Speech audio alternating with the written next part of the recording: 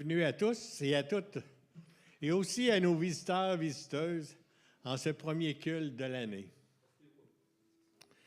Ici, vous êtes à l'Église communautaire de Québec, une Église décontractée, contemporaine, libre et surtout chrétienne.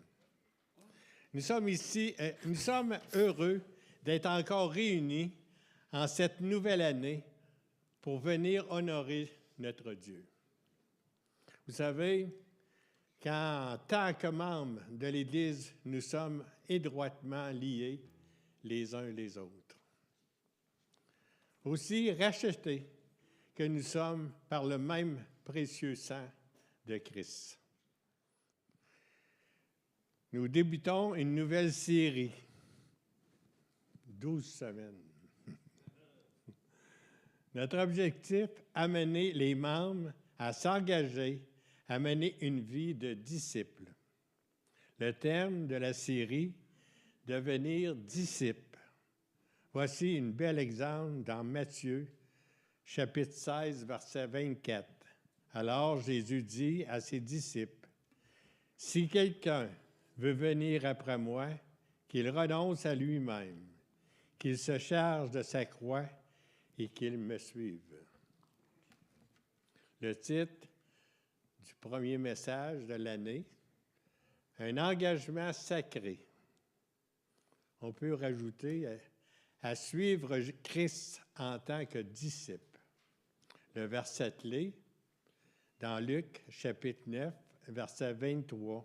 « Si quelqu'un veut venir après moi, qu'il renonce à lui-même, qu'il se charge chaque jour de sa croix et qu'il me suive. » Vous savez que les résolutions du jour de l'an sont bonnes en soi, mais combien difficiles, voire impossibles à tenir.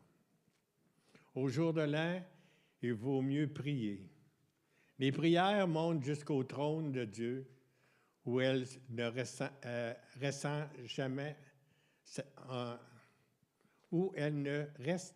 jamais sans réponse.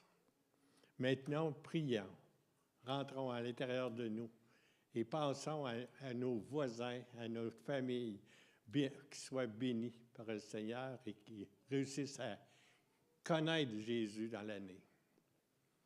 Seigneur Jésus, je me donne de nouveau à toi aujourd'hui. En cette nouvelle année, je te prie de prendre ma vie pour l'utiliser à ta gloire. Prends ma vie.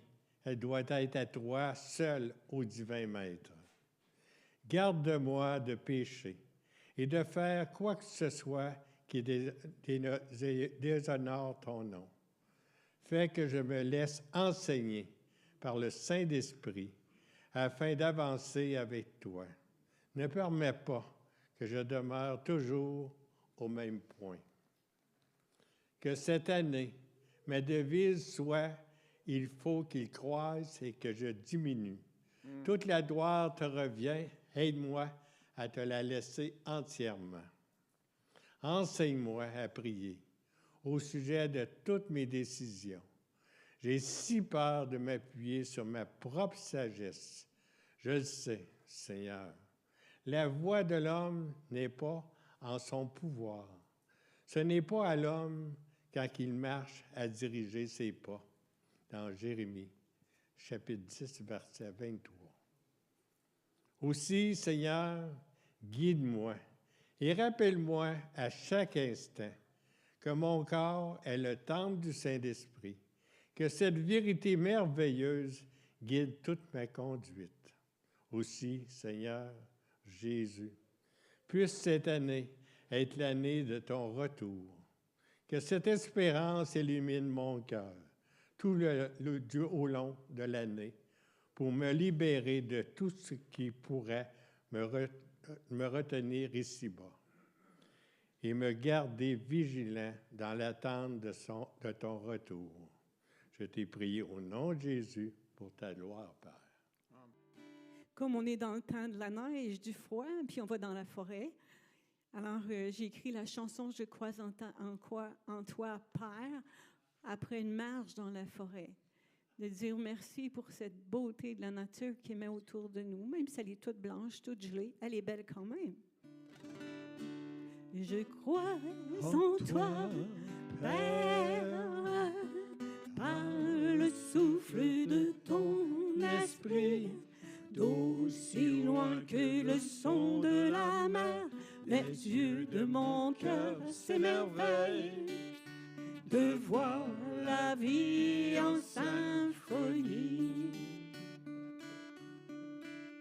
J'ai marché dans les champs, longeant le Saint-Laurent, sur des sentiers bien enneigés, de longues gerbes derrière, la tête ébouriffée à percer le manteau blanc.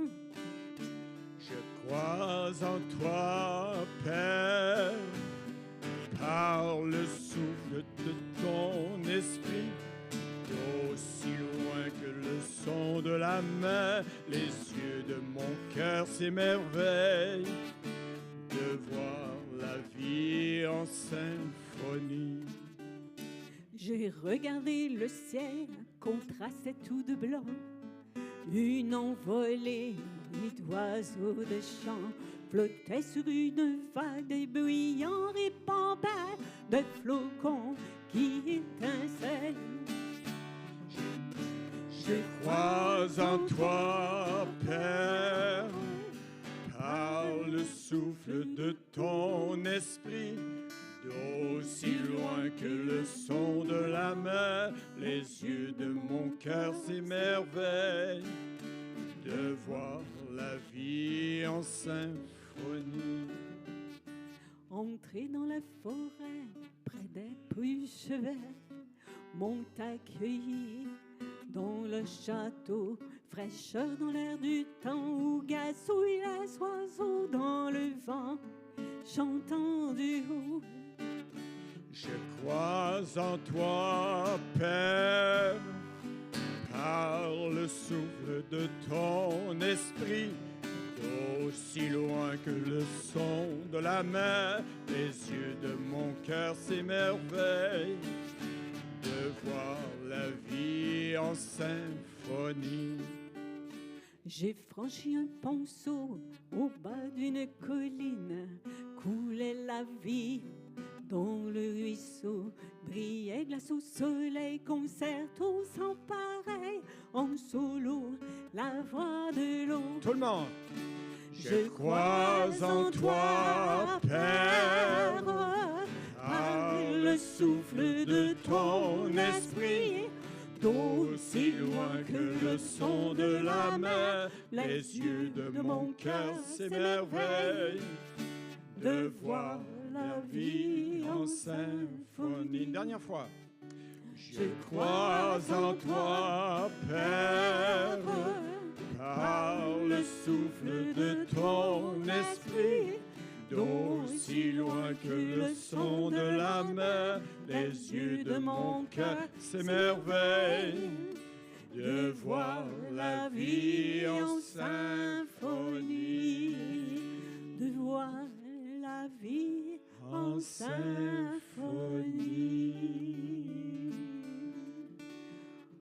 En tout cas, des fois, avec l'école du dimanche, on pourrait peut-être y aller avec les neiges, mais au printemps, quand il ne fait pas trop froid. Découvrir ce circuit-là, de voir puis rendre gloire à Dieu. C'est tellement beau. C'était au Cap Tourmente. Merci. Alléluia. On commence une nouvelle série. Ça s'appelle « Devenir un disciple 2.0 ». Pourquoi on dit ça, 2.0? Qu'est-ce qu'on veut dire? C'est bizarre, vous allez le comprendre tantôt. Je vais l'expliquer. OK? C'est que on a toute notre conception de c'est quoi être un disciple. Et je vais vous citer un auteur qui s'appelle David de Silva. C'est un Anglais.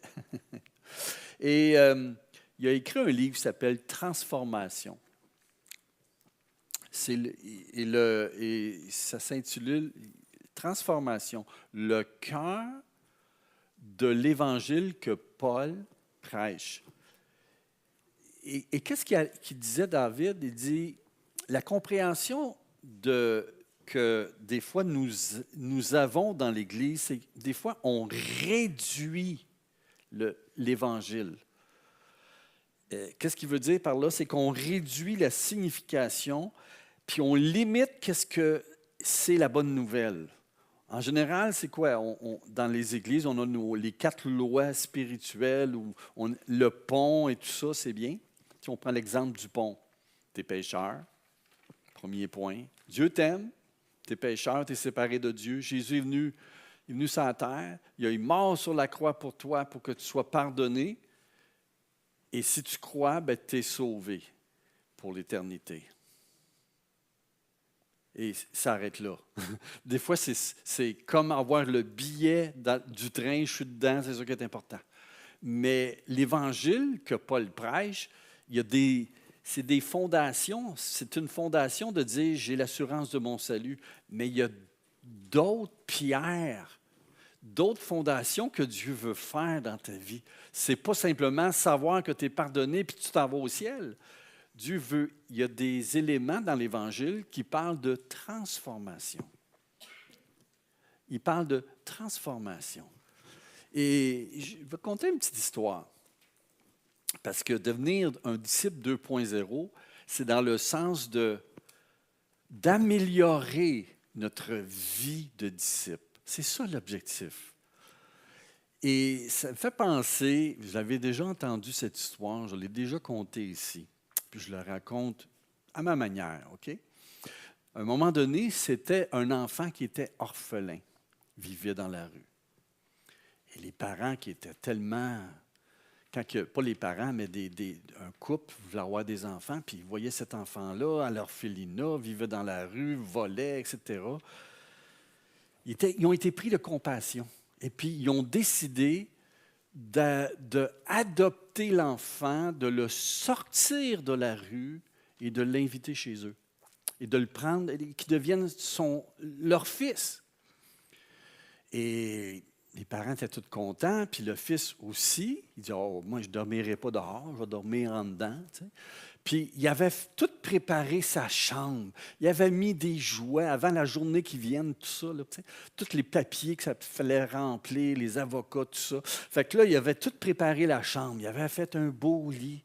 Il avait un beau bureau. Il dit, ce petit enfant-là va aller à l'école. On va tout de suite y acheter les affaires que ça prend. Non, il n'a pas acheté de cellulaire. Mais ils ont acheté toutes sortes de choses, des papiers, des crayons à dessiner, des jouets. Et puis... il avait tellement fait ça beau, là, tu sais. Puis quand l'enfant est entré, puis il a vu ça, il était touché dans son cœur. Et puis il n'en revenait pas. Et lui, il vivait dans la rue, là, puis d'un coup, il y a des parents. Il n'est pas habitué à ça. Et puis, quand la première nuit qu'il a couché dans sa chambre, il a couché à terre. Ben oui, il a couché à terre. Les parents étaient, le lendemain matin, qu'est-ce que tu fais là? Tu as un lit, couche dans ton lit. Ben, il dit, moi, je ne suis pas habitué, là, je couche à terre. Tu sais. Le lendemain, ou dis, je la compte à ma manière. Il a encore couché à terre. Là, les parents, ils ne savaient plus quoi faire. Mais là, tu couches à terre, tu as un beau lit, on te fait des jouets, tu n'y touches pas, tu ne veux pas jouer avec. Qu'est-ce qui se passe? Il dit, mais moi, je ne suis pas habitué à vivre ça. Là. Moi, je couche à terre, je couchais dans la rue, puis je ne suis pas habitué. Je ne sais pas, j'ai peur d'abîmer le lit, je ne sais pas quoi faire. Fait que là, la mère a dit, OK, ce que je vais faire, je vais coucher avec dans le lit, il va s'habituer. Puis éventuellement, il a commencé à s'habituer à coucher dans son lit. Là, elle a commencé à jouer avec l'enfant. Il montrait comment on jouait avec les jouets, etc. Et il a appris à devenir un enfant et libre dans sa maison. Et vous savez, le point, pourquoi je compte cette histoire-là? Parce que des fois, on est comme ça en tant que disciple.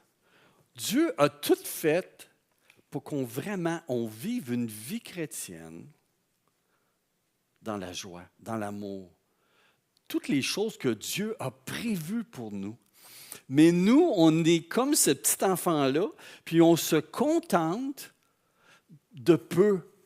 Comprenez-vous? On réduit la puissance de l'Évangile dans notre vie. Voyez-vous? Et c'est pour ça qu'à travers cette série-là, devenir un disciple 2.0, habituellement 2.0, c'est comme un programme. Maintenant, tu roules un programme dans ton ordinateur, ils appellent ça 2.0.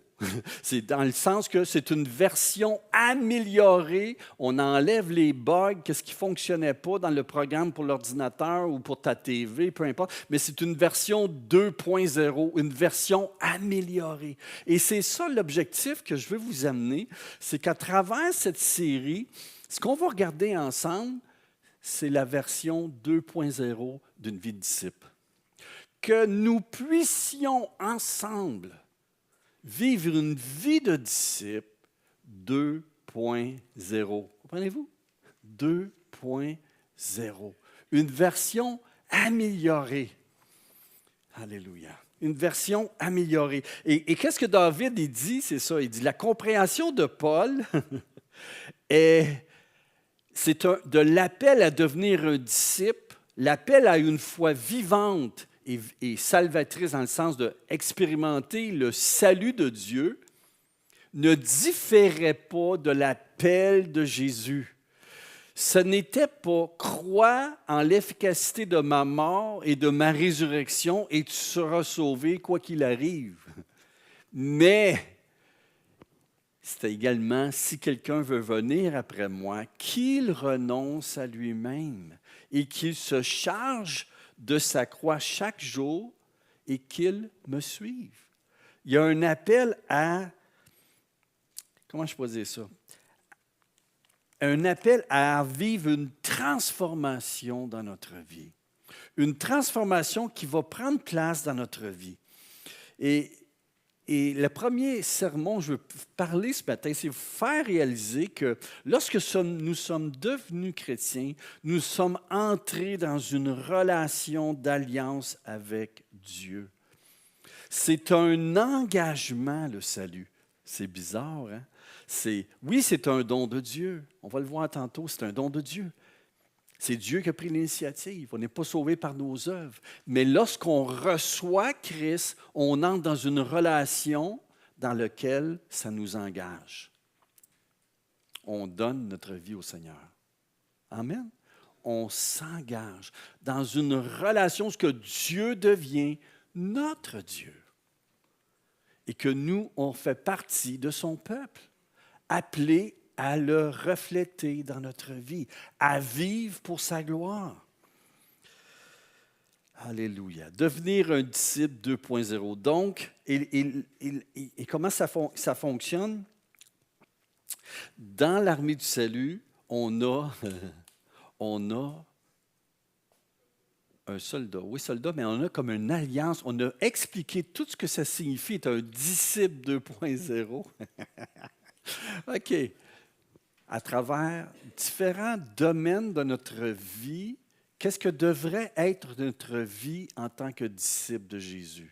Et on va toucher durant, ça paraît long, 12 semaines. Je vais traiter 12 semaines du même sujet, ça va être long. En fait, non, on ne traitera pas du même sujet. Oui, il va y avoir un thème, mais on va traiter du mariage, on va traiter de la Bible, on va traiter de l'importance de la prière, on va parler de la sainteté, on va parler comment vivre nos relations, on va parler de plusieurs sujets, en fait, de ce que c'est un chrétien, un disciple 2.0. Un enfant qui entre dans la maison du Père et qui vit tout ce que Dieu, le Père, a pour sa vie. C'est ça l'objectif. Amen. Fait que ça paraît bizarre, là, mais la première chose qu'il faut réaliser lorsqu'on veut embarquer dans cette alliance avec Dieu, c'est justement de comprendre que quand on devient chrétien, Dieu nous appelle à s'engager. Ça vient avec. Et ce qui est dommage quelquefois, c'est dans l'Église, on voit des gens qui acceptent le Christ et qui acceptent le pardon de Dieu. Ils comprennent que Jésus est mort pour eux. Ils comprennent, ils disent « Ah oui, le Saint-Esprit vient en moi », mais que dans leur vie, c'est comme si ça n'a pas d'impact. C'est comme ce petit enfant qui vit et qui couche à terre. alors qu'ils pourraient vivre et pleinement dans toutes les choses que les parents ont planifiées pour cet enfant, pourraient profiter de la vie que le papa et la maman avaient en vue pour cet enfant. Et malheureusement, dans l'Église, quelquefois, on est des enfants qui vivent comme des enfants pauvres. En réalité, on est riche en Jésus. Amen. Et c'est ça l'objectif de Dieu. Et à travers cette série-là, on va regarder toutes les chambres de la maison. Alléluia! Et toutes les pièces de la maison, tous les aspects de la vie chrétienne, on va y toucher. Et l'idée, c'est quoi? Seigneur, est-ce que je vis ça? Est-ce que je peux avancer en 2026 dans ce domaine-là de ma vie? Et c'est ça que je vous invite à travers cette série, un panorama de la vie chrétienne, mais en même temps, à travers ce panorama, vous allez dire, Seigneur, où est-ce que j'en suis avec ça? Est-ce que je suis comme le petit gars qui couche à terre dans ce domaine-là de ma vie, plutôt que de profiter de tout ce que tu veux pour moi? Des fois, je pense à ça, tu sais. Pourquoi se contenter des miettes quand Dieu nous donne le pain? Comprenez-vous? Pourquoi me contenter des miettes quand Dieu veut me donner le pain? Si tu veux te contenter des miettes, OK, contente-toi des miettes. Mais pourquoi tu te contentes des miettes quand Dieu veut te donner le pain entier? L'Évangile, la bonne nouvelle de Dieu, son règne dans ta vie. Dieu veut qu'on vive ce règne-là dans notre vie. Amen. Et à travers cette série, c'est quoi l'objectif? C'est que vous puissiez avancer dans ce règne dans votre vie. Que vous puissiez encore plus goûter de ce que c'est l'Évangile dans notre vie. C'est ça l'objectif. Et ce matin, et ça commence comme ça, l'engagement d'un soldat de Christ. Ayant accepté Christ comme mon Sauveur et Seigneur, je prends aujourd'hui, par la grâce de Dieu, un engagement sacré. Il faut qu'à un moment donné, dans notre vie chrétienne, ça commence comme ça, de réaliser que, OK, je t'ai accepté comme Sauveur. OK, tu m'as donné le don de la vie éternelle. OK, tu m'as donné le pardon. Alléluia. Tu m'as donné ton Saint-Esprit. Amen. Maintenant, Jésus va te dire, viens et suis-moi. Est-ce que tu es prêt à dire oui? Ce n'est pas juste recevoir. Oui, on va recevoir énormément, mais le juste vivra par la foi. La foi, c'est quelque chose qui est engageant. La foi, c'est la main qui est tendue vers Dieu qui reçoit. Mais c'est aussi la foi, c'est aussi le pas d'obéissance dans le plan de Dieu, ce qu'il me demande dans ma vie. C'est engageant la foi. Amen? Quand on décide de devenir chrétien, je vais prendre un exemple. Pourquoi vous êtes venus ce matin à l'Église? Parce que vous voulez goûter la présence de Dieu. Vous avez fait un pas de foi. Ça vous a amené à vous engager. J'aurais pu rester couché un matin, j'aurais couché 1 heure de plus, mais non, j'ai pris un pas de foi parce que je veux suivre Christ. Je veux louer Dieu au sein de son Église. Amen. J'ai pris un pas de foi. La foi, c'est quelque chose qui m'engage. Et ce matin, je veux vous réaliser une chose et on va regarder ensemble, premièrement, qu'est-ce que c'est que de devenir chrétien? Devenir chrétien, c'est quoi? En fait, je pourrais résumer ça comme ça, c'est de prendre part au salut que Dieu opère à travers le Christ. Devenir chrétien, c'est prendre part au salut que Dieu me donne à travers le Christ dans ma vie. C'est ça, devenir chrétien. C'est un don de Dieu, devenir chrétien. Devenir chrétien, c'est être réconcilié avec Dieu. Devenir chrétien, c'est faire l'expérience d'une transformation. Devenir chrétien, c'est un appel à suivre Jésus. Devenir chrétien, c'est tout ça. Puis on va le regarder ensemble. On va prendre le temps de regarder ça ensemble. Devenir chrétien, c'est une réconciliation. Regardez bien ça. Et tout cela vient de Dieu, qui nous a réconciliés avec lui par Christ. et qui nous a donné le ministère de la réconciliation. Car Dieu était en Christ, réconciliant le monde avec lui-même, en n'imputant point aux hommes leur offense, il a mis en nous la parole de la réconciliation. Je veux qu'on regarde ça ensemble, la réconciliation. Qu'est-ce que Paul veut dire? Parce que nous autres, quand on pense à réconciliation, habituellement, une réconciliation, c'est quand il y a deux personnes qui sont en chicane.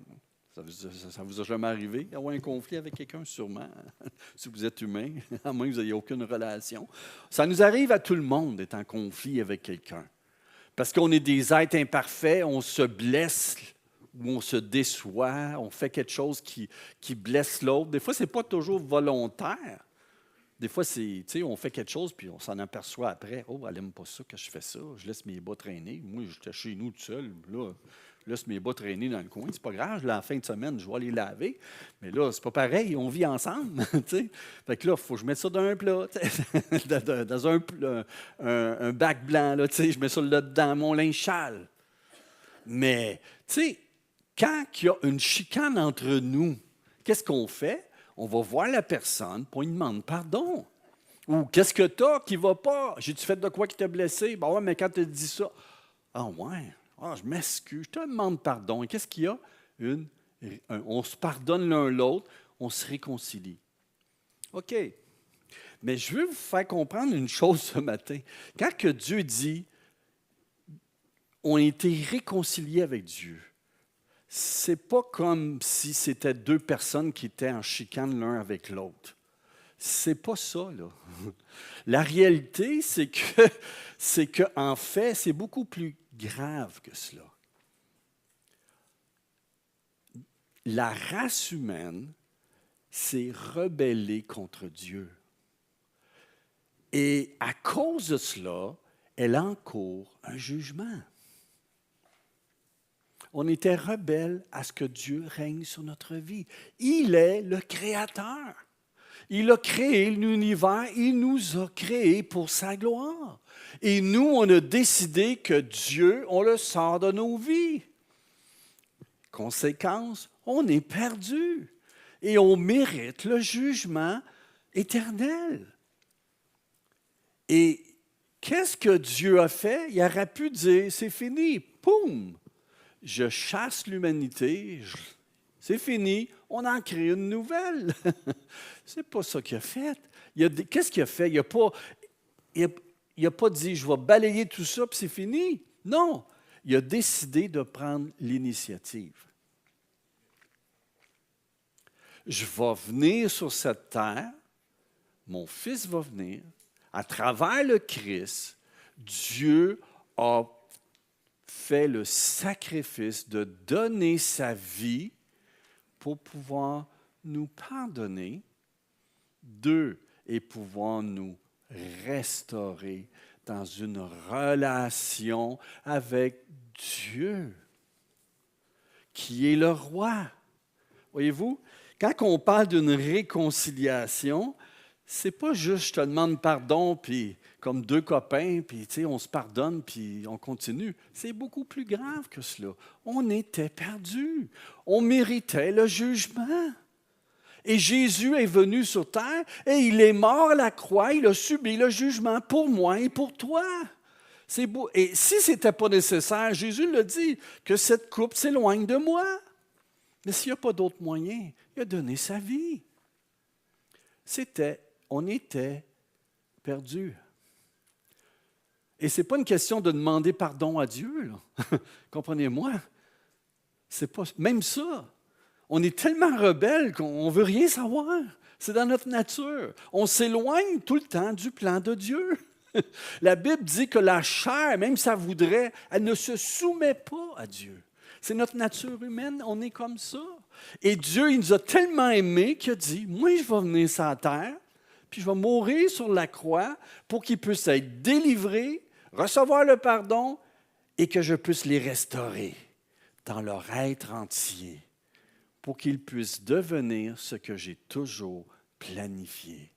des enfants de Dieu, qui vont refléter le caractère de Dieu, vivre une vie en harmonie avec Dieu, en symphonie, tu chantais, en symphonie avec Dieu. Amen. C'est cela. Là. Et la plus belle image, regardez l'image que nous avons dans la Bible. Jésus raconte une histoire. L'histoire du fils prodigue. Où il y avait 2 fils, un aîné, un jeune, et le jeune est allé voir le père, dit « Donne-moi la part de l'héritage qui doit me revenir. » Et le père lui a donné, et ça a dû briser le cœur du père, je ne suis même pas mort, puis il me demande l'héritage. En tout cas, je me mets à la place. C'était une honte, une offense. Et le fils est parti avec l'argent, puis il a tout dépensé dans la débauche, dans toutes sortes de choses. Et puis, finalement, il s'est retrouvé sans sous.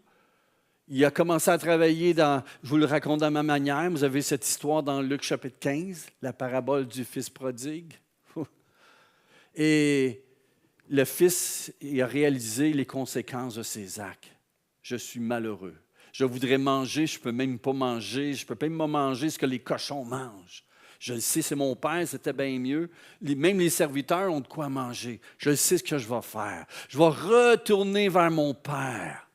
Et puis, je vais demander pardon. Je vais confesser que j'ai péché contre le ciel et contre toi. Et je te demande de donner une petite place de serviteur. Et qu'est-ce que ça dit? La Bible a dit, le père a vu le fils de loin.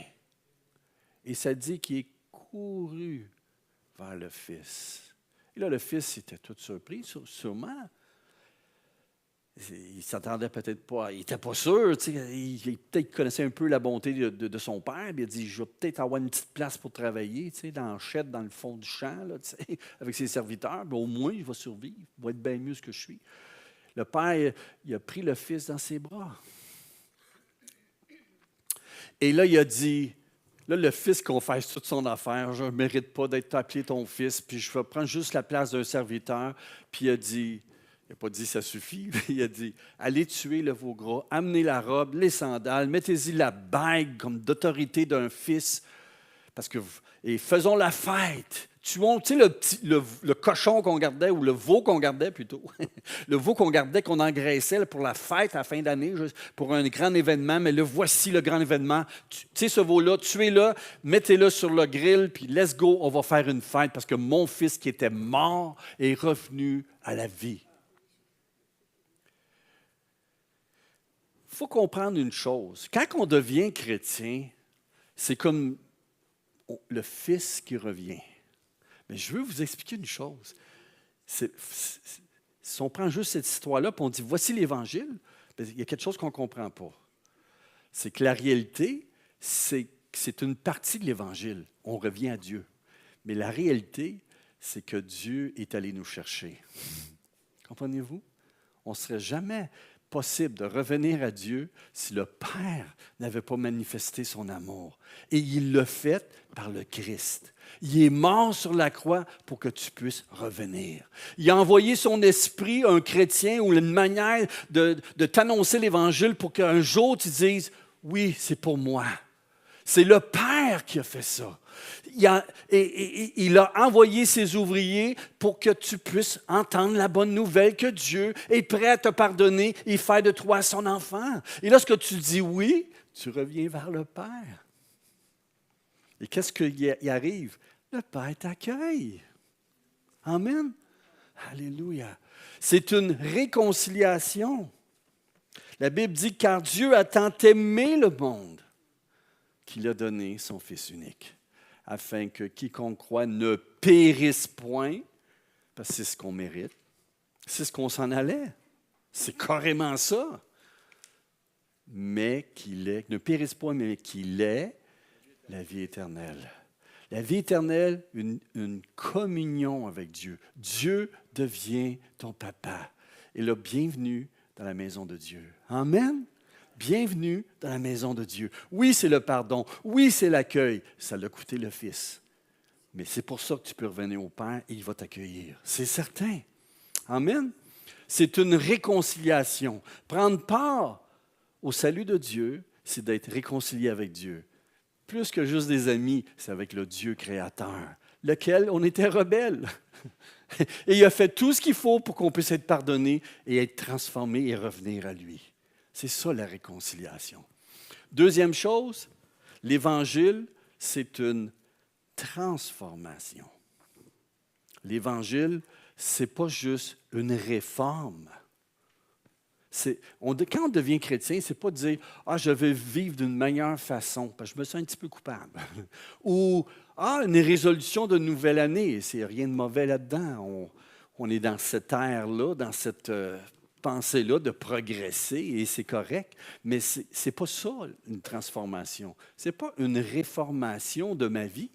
Ah, je vais mieux vivre, comme ça, peut-être je vais avoir la bénédiction de Dieu. Ce n'est pas ça. Une transformation, c'est une création. Ils appellent ça en anglais « act of God ». Vous savez, il y a des fois les assurances, il y a une petite... Regarde, faites attention, des fois on prend des assurances maison. Là, tu sais. Puis là, ils disent que tu es assuré contre le feu, tu es assuré contre ci, contre ça. Mais il y a une petite ligne en bas qui dit « sauf act of God ». Une tornade, là, on ne t'assure pas. Là, tu sais. Des fois, il faut faire attention. Il faut lire les petites affaires, les petits astérix là, en bas, là, tu sais, les exceptions à ton assurance. Mais act of God. OK. La création, là, la transformation que Dieu parle, c'est un act of God. Quand Jésus est ressuscité, il était mort. 3 jours. Il était mort. Aucune vie. Et il est ressuscité. Act of God. Et la nouvelle création a commencé. Quand Dieu nous sauve, nous participons dans cet act of God. C'est Dieu qui crée, qui fait de nous une nouvelle créature. Amen. Qui fait de nous une nouvelle créature. Regardez ce que ça dit. Paul il dit ceci. Le même passage qu'on a lu sur la réconciliation, mais Paul va dire ceci. Ainsi, dès maintenant, nous ne connaissons personne selon la chair. Si nous avons connu Christ selon la chair, maintenant nous ne le connaissons plus de cette manière. Si quelqu'un est en Christ, il est une nouvelle créature, une nouvelle création. Act of God. Les choses anciennes sont passées et toutes choses sont devenues nouvelles. On est né de Dieu. Nous sommes nés de l'Esprit de Dieu. Christ est venu vivre dans notre cœur. Il nous a donné un cœur de chair. Pas un cœur de pierre, un cœur de chair. L'Ancien Testament parle comment est-ce que parce que les Juifs, il y avait un cœur de pierre. Dieu montrait à travers l'histoire des Juifs, on voit l'histoire de l'humanité. Dieu veut bénir, Dieu veut nous donner la terre promise, veut être notre Dieu, il veut prendre soin de nous, mais la condition, c'est qu'on soit dans une relation de justice où que Dieu peut nous bénir et nous approuver. Le problème, c'est qu'on a un cœur de pierre. Et qu'est-ce qui est arrivé? Israël a été déporté parce qu'il a brisé l'alliance. Et Dieu a dit, je vais en faire une nouvelle. Non pas comme l'ancienne, mais une nouvelle. Et c'est quoi je vais faire? Je ne vous donnerai pas juste des lois sur une tablette. Quoi faire, quoi ne pas faire. Je vais faire quelque chose. Act of God. Je vais vous donner un cœur nouveau. Un cœur de chair, un cœur qui aime Dieu. Voyez-vous? Et lorsque vous devenez chrétien, vous expérimentez Act of God. Vous êtes une nouvelle création. Amen. Vous êtes nés de nouveau. Alléluia. Ce n'est pas une réformation, ce n'est pas des bonnes résolutions qui vont faire de toi un chrétien, c'est le fait que Dieu te transforme, act of God, et tu deviens un enfant de Dieu né de nouveau. C'est une transformation, le salut. C'est le fruit du règne de Dieu qui vient mettre en nous, le Saint-Esprit vient en nous amener ce règne dans notre vie. Il nous restaure. Voyez-vous? Il nous restaure pour pouvoir vivre comme Christ. À quoi on va ressembler? À Jésus. L'œuvre que Jésus a commencé en nous, lorsque nous sommes nés de nouveau, bien qu'on est encore dans cette chair, dans le monde, le règne de Dieu a commencé. On est libéré du pouvoir du péché parce que Christ vit en nous. Dieu t'a donné un nouveau cœur. Alléluia. La première fois, j'ai réalisé que j'avais un cœur nouveau. Je me souviens, j'étais à l'église, j'étais nouveau chrétien. Et je venais de devenir chrétien, mais j'essayais de garder un pied dans le monde puis dans le Seigneur en même temps. Puis à un moment donné, je réalisais que je faisais des choses quand j'étais non-chrétien, que j'essayais de les refaire. Je n'étais plus bien là-dedans. Mon cœur n'était plus bien, j'étais attristé. La Bible dit, n'attristez pas le Saint-Esprit. Mais le Saint-Esprit il habite où? Dans ton cœur nouveau. Vois-tu? J'ai réalisé pour la première fois, je dis, je suis chrétien, je suis vraiment né de nouveau, je suis vraiment devenu chrétien. C'est vrai que je ne suis pas encore transformé, je ne suis pas encore comme Jésus, j'ai encore des défauts dans ma vie, mais Dieu a vraiment fait quelque chose qui n'était pas là avant. C'est qu'il m'a donné un cœur de chair. Dieu vous a donné un cœur nouveau. Et lorsque vous obéissez à Dieu, c'est pour ça que vous ressentez la joie du Seigneur. Amen. C'est pour ça que vous venez à l'Église, parce que le cœur nouveau connecte avec le Père. Vous êtes content et heureux dans la maison du Père. Amen. Alléluia. Et l'objectif,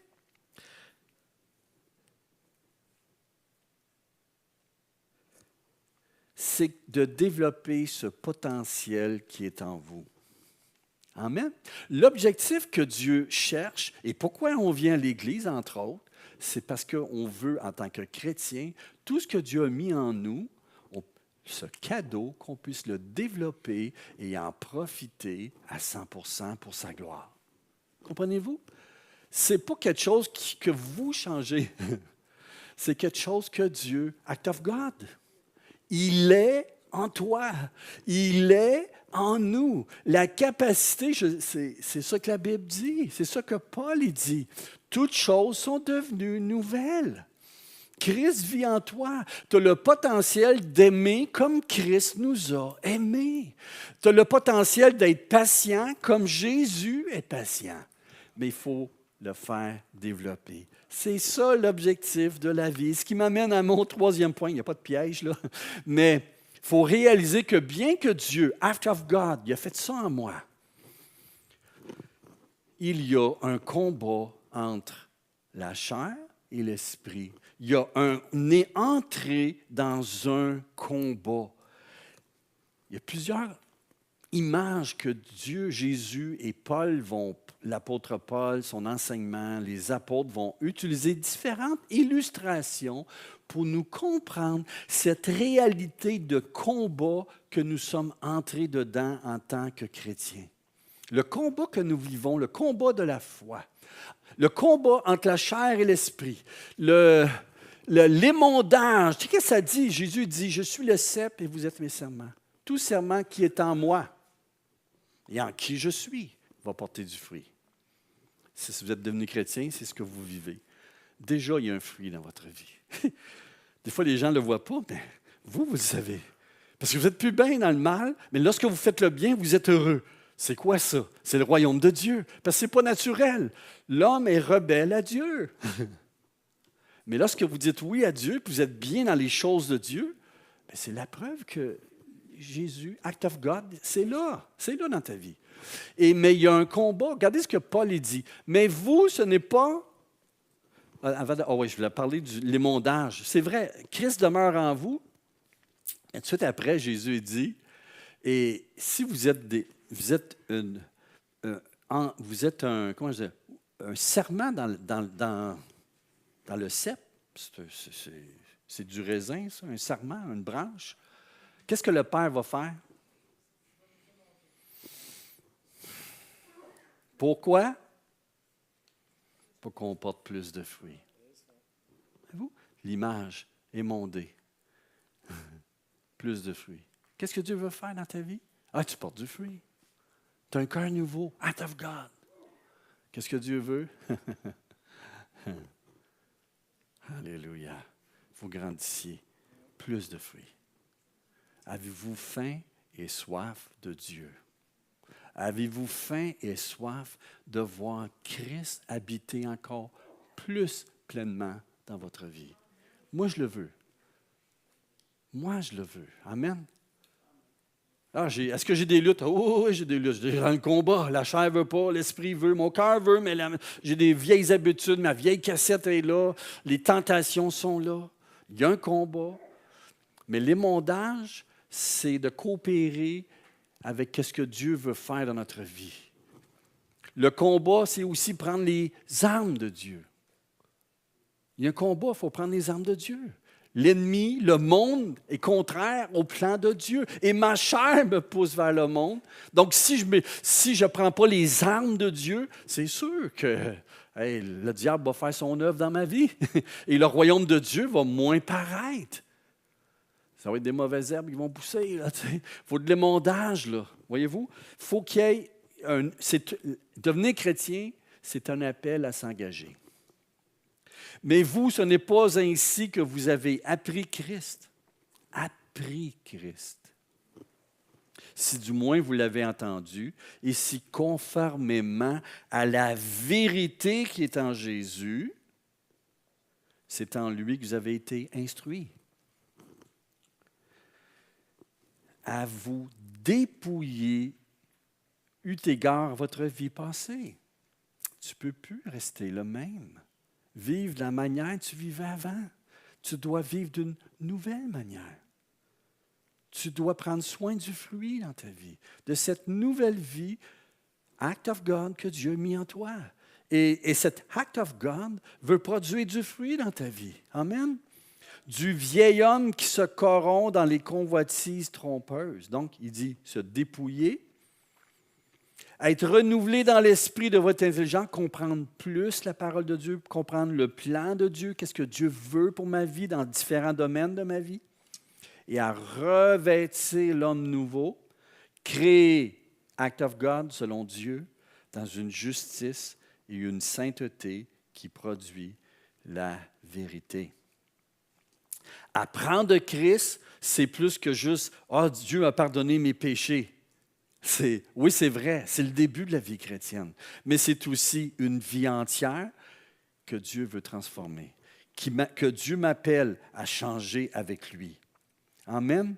Je vous ai parlé tantôt du fils qui était habitué de vivre dans la rue et que là, il y a eu un père, une mère qui l'aimait pour la première fois de sa vie et là, qui est dans une belle maison, un beau lit, des jouets, aller à l'école. Là, il fallait tout qu'ils apprennent ça. Et l'objectif, c'est quoi? Pour qu'il soit malheureux? Ben non. Pour qu'il soit heureux et qu'il porte du fruit dans sa vie. Et que sa vie, elle change. Et Dieu veut la même chose pour nous. Et il ne veut pas qu'on reste sur le bord du chemin. Il veut qu'on entre pleinement dans tout ce que Dieu veut pour notre vie. Act of God. J'aime ce mot-là. Act of God. Nouvelle créature. Dieu veut développer le potentiel que tu as en toi, de vivre pour lui, pour sa gloire, d'être une lumière dans le monde. Il veut développer, act of God, il a commencé cela pour que tu puisses aimer ton prochain comme toi-même, pour que tu puisses vivre dans l'obéissance du Seigneur, pour que tu puisses le louer, tu puisses avoir une relation dans la prière avec lui, voir tes prières répondues, pour que tu marches par la foi dans ses promesses et voir la puissance de Dieu se manifester comme tout ce que Dieu veut faire dans ta vie. Amen. Il a commencé. Act of God. Tu es une nouvelle créature. Tu as un cœur nouveau. Maintenant, ça prend ta coopération. Un appel à s'engager. Que tu vis jour après jour. Amen. Et lorsque nous devenons chrétiens, je l'ai dit tantôt, nous entrons dans une relation d'alliance sacrée. Vous vous souvenez, lorsque Jésus a le dernier repas, lorsqu'il était avec les disciples, le dernier repas, c'est le repas de Pâques. Et là, il a dit à ses disciples, « Je ne boirai plus de cette coupe. » Il devait fêter la Pâques à toutes les années quand il était dans son ministère, comme un bon juif. « Je ne fêterai plus cette fête jusqu'à ce qu'elle soit réalisée dans le royaume de Dieu. » La vraie délivrance de l'esclavage, ce n'est pas celle des Égyptiens, c'est celle du péché. La vraie terre promise, ce n'est pas Canaan environné de plein d'ennemis, c'est le royaume de Dieu dans ta vie. Et ça commence maintenant. Jésus a donné son sacrifice pour entrer dans cette alliance. Un repas dans lequel, lorsqu'on participe à ce repas, on est en train de dire de manière très visible, « Jésus, tu es mort pour moi. Je deviens ton enfant et on fait alliance ensemble. » C'est un mariage. C'est sérieux pour Dieu. C'est un repas qui est sacré. Que ce que tu prends, là, tu es en train de dire, « Seigneur, je suis pécheur, mais je veux devenir ton enfant. Si je suis déjà ton enfant, bien Seigneur, il y a des bouts dans ma vie, je ne sais pas tout transformer. J'ai besoin que cette transformation vienne dans ma vie, dans certains domaines de ma vie. » C'est renouveler cette alliance avec lui. Amen. Quel est votre prochain pas de foi dans votre vie? Vous avez entendu ça aujourd'hui? On a entendu ça aujourd'hui. Act of God, Dieu veut nous transformer. Ce n'est pas juste être pardonné et après ça, d'aller rentrer au ciel quand on meurt, puis entre le moment où j'accepte Christ et le moment que je meurs, je fais tout ce que je veux. Ce n'est pas ça l'idée. L'idée, en fait, c'est une transformation. Dieu veut régner dans ma vie maintenant. Et il a tout fait pour que je sois réconcilié et que j'entre dans cette vie.